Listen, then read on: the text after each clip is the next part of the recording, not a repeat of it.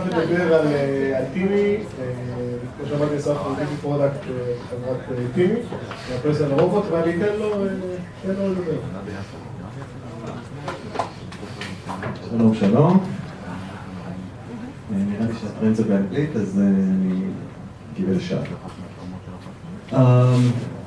So hi, my name is Asaf, making product for temi.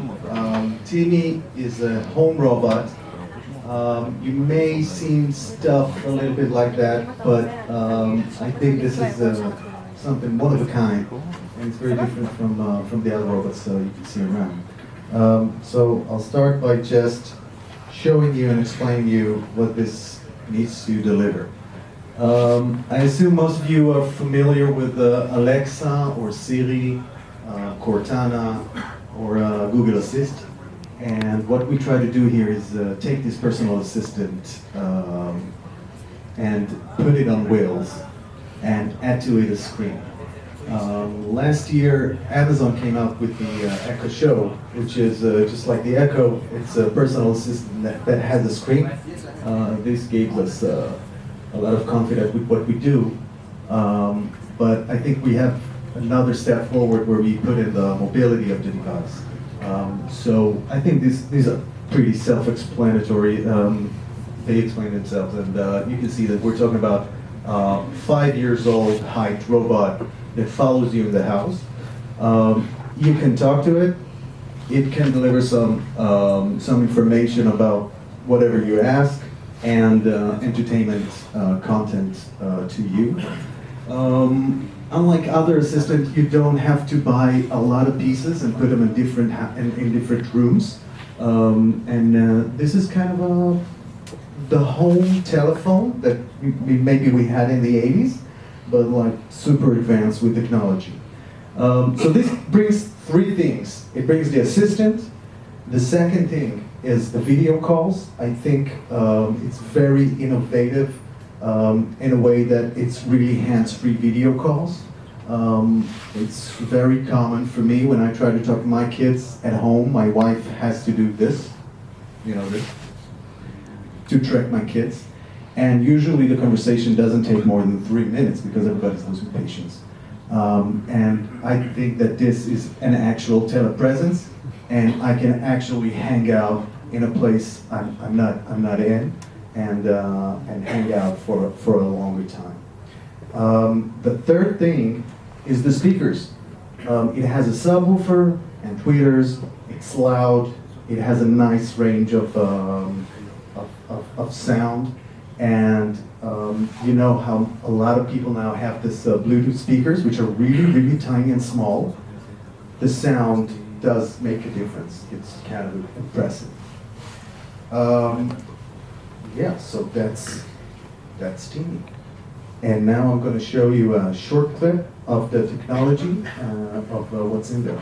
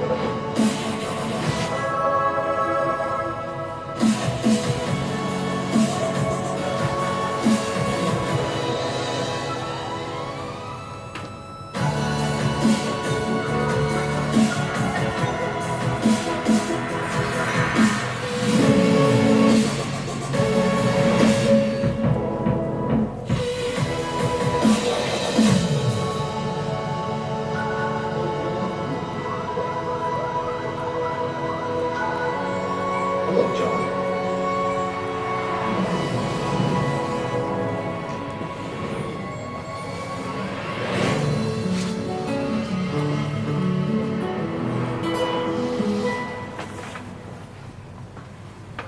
There's no baby. So you guys should be able to have this for $1,500 by the end of the year. So you don't have to save that much. But like I said, I'm doing product, so I'm not here to sell the product. I'm here to talk about something very specific in there. When I tell people that we're working on a personal robot that runs around your house, usually people think about something like that. And I can't do that. And I don't think anybody else can reach something like this now. And our mission was to create a home robot that is actually practical, usable, and makes sense nowadays. A lot of time people ask me, why don't you put eyes on it, or face, and mimics? So first, I don't think we can create a real human being. I think Shelley also referred to that point. And we don't even want to try to do something like that. I would personally never work on a project that tries to substitute a human being. I think it's a silly idea. And when we tried to work on that, we came with this grid that puts humanoids versus devices. And if you look on this device, that's simple. The promise is very obvious. It's going to clean your floor, and you can trust it to do so. But when you're looking on this lady, she's scary, right? Yeah. She's scary, and I don't want anything like that in my house, because definitely not today, because it's definitely not a person, and I don't think her answers will be even interesting to me. So we try to understand where we want to put ourselves, because this is a home device. You still talk to it, and in our guts, we still want to make this humanoid thing, and we came up with this. It resembles a person, yeah, something like that, but it's definitely a device. So don't expect it to act like a person, expect it to act like a device. I think that makes our work a lot clearer, and the path is clearer. Maybe you know these guys, I call them the cute ones. They went on with the eyes concept and the face and the mimics concept. And what I see here is more a toy than a real serious platform that you can trust. When I started in Temi, the CEO came to me and he said, we're going to do the home robot iPhone. And I said, really, you were going to go for that? And he said, yeah, what's up with that? And we try to avoid all this toys energy and look and feel. We don't want to create something to play with. We want to create something that is actually usable in your house. Looking on the big companies' assistants, you can see that their UI and the message they try to pass is not, even though they sound really natural, these guys have the best synthesizers and it sounds like a real human being. But you can see that the UI is not even close, not even trying to be something like that. They need to pass the message that this is not a human being, it's a device. When we started to play with all different kind of concepts. You can see on the right some text messaging. We thought that maybe you need a confidant to see what the device heard, or what he thinks you said, and see what he's saying back, because maybe volume is not always very high. So this was tend to make some confident for the user.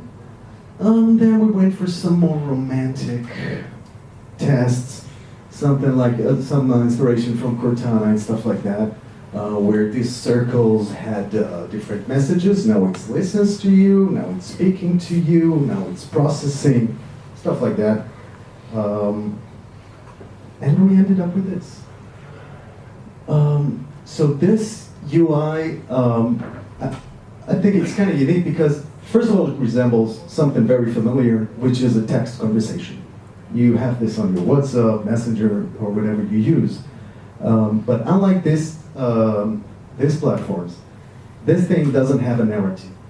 It doesn't have a log of events where you need to track something and think and understand the narrative. It just has a moment. The animation here, it goes up and down, and all you need to pay attention only to what happens in the center, because this is a simple device. It's not something, it's not like a serious, deep talk. You might ask for pizza, you might ask for weather, you might ask it to call someone, or go somewhere, or be somewhere, but the interaction, the session, is actually very, very short. And this is what we tried to do here. Like, this is the center, my words are on the left, response on the right, everything fades out, and the center is what you're looking at. And that's it. Was this too brief? Yeah. It's my first run, guys, come on.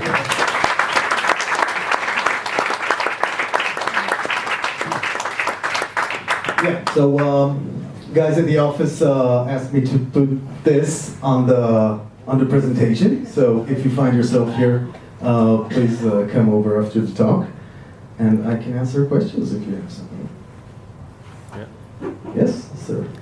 So what are the advantages of Temi over Google Home or Alexa? What can I do with Temi that It's moving.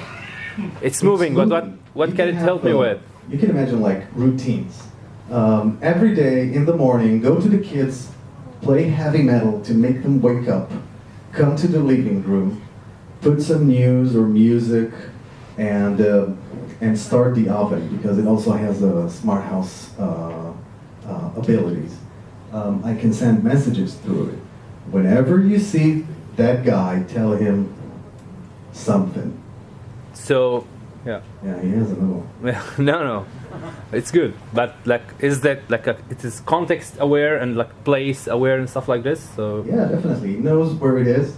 It can track user. You can ask it to follow you. It has a one button on his head. When you tap the button, it just follows you. And you can just ask it to go wherever you want it to go. You need to define like save locations. It's very, very easy and smooth experience. You just bring it to a place. You say, "Hey, Teeny, this is the kitchen. This is the living room. This is the fridge. Whatever you can call it, Bobby's room, Johnny's room, whatever." And then you can just ask it to go there. It will be there. I don't know if you got this from the movies, but when you do the telepresence, we needed to think of a very easy experience to drive this thing. And we don't want to create a device for gamers, so we don't want to have any joysticks. We don't, you can't, I can't expect you to be skillful with driving this. So our solution was just showing you the saved location on the mobile phone, and then you can just navigate from one place to another. You can add locations from the mobile phone, or you can just tap and it will adjust itself to show you what you're interested in. Okay. Yeah, that's a good question. It was teeny at first. No one really liked it. And now it's technology for me. That's the story marketing. Yes?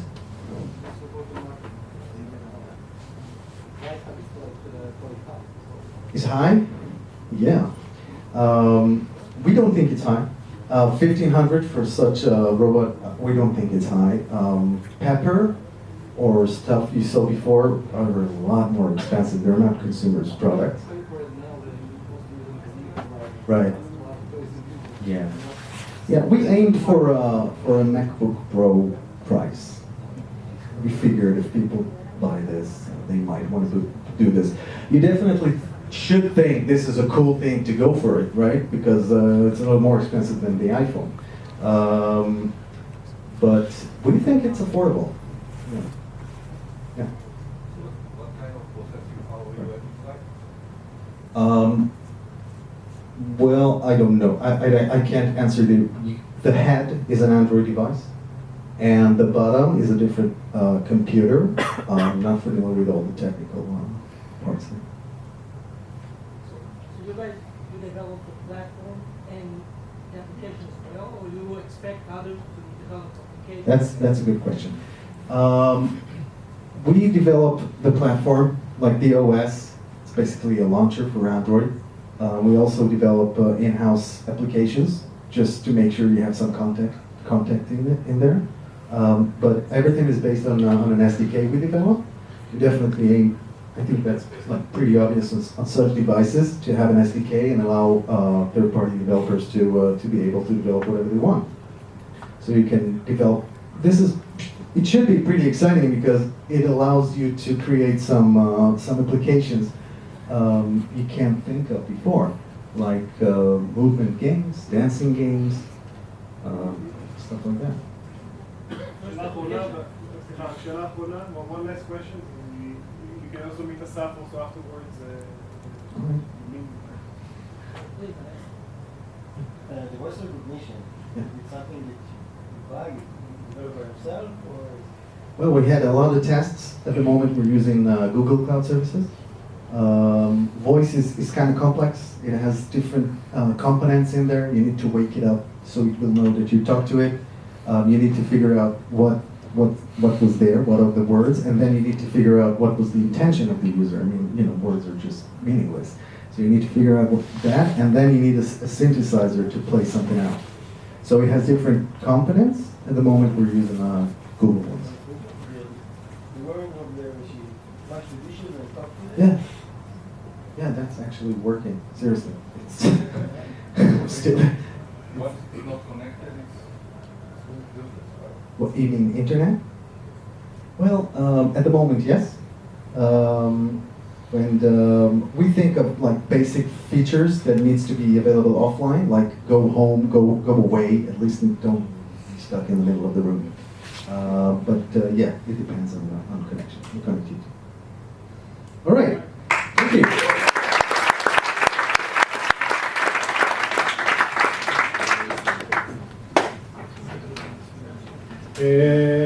תודה רבה.